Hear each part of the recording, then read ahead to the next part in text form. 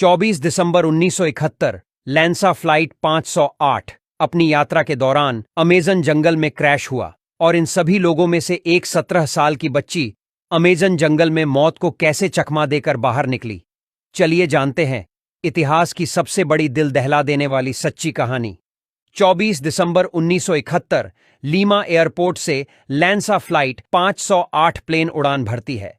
Plane में 86 passengers और 6 crew members सवार थे, जिसमें एक 17 साल की जूलियन कोएप्के और उनके साथ उनकी मां भी सफर कर रही थी।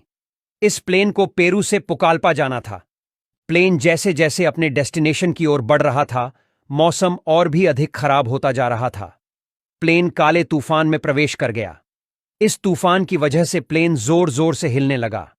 टर्बुलेंस बार बार प्लेन को तेजी से हिला रही थी। पैसेंजर्स को बाहर बस अंधेरा और तेज कड़कती बिजली की रोशनी ही दिखाई दे रही थी। अचानक से प्लेन के राइट विंग्स में बिजली गिर गई, जिसकी वजह से विंग्स में आग लग गई। इस वक्त प्लेन ऑलमोस्ट 21,000 फीट के एल्टीट्यूड पर फ्लाई कर रहा था। इस लाइटनिंग स्ट्राइक ने प्लेन को पूरी तरह से अनबैलेंस कर दिया और यह प्लेन गिरते गिरते हवा में ही चूर चूर हो गया। जूलियन अपनी सीट से ही जकड़ी हुई नीचे की ओर गिरने लगी। प्लेन का मलबा कई किलोमीटर बैठे यात्री के साथ बिखर गया। जब पायलट ने एटीसी को कोई भी रिपोर्ट नहीं दिया, तब एटीसी ने फ्लाइट 508 से कांटेक्ट किया, पर उन्हें कोई भी जवाब नहीं मिला।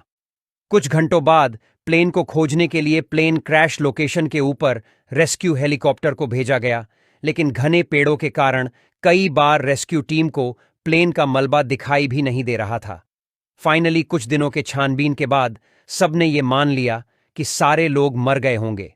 ये सोचकर रेस्क्यू ऑपरेशन को बंद कर दिया गया। लेकिन जूलियन कोएप्के अभी भी जिंदा थी।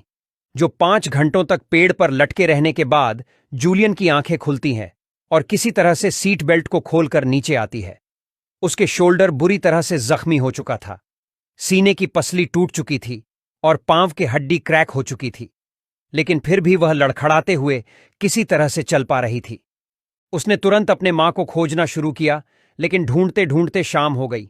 रात के अंधेरे में जूलियन प्लेन के मलबे में ही सोने की कोशिश करती है, लेकिन जंगल के कीड़े मकोड़े और मच्छरों ने काट काट कर उसे और भी कमजोर कर दिया।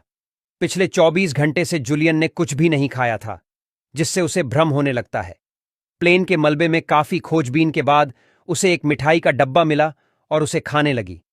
तभी उसने नोटिस किया कि कई बार हेलीकॉप्टर की आवाज सुनाई दे रही थी, पर घने जंगल होने की वजह से न वो ठीक से देख पा रही थी और न ही रेस्क्यू टीम उन्हें देख पा रही थी।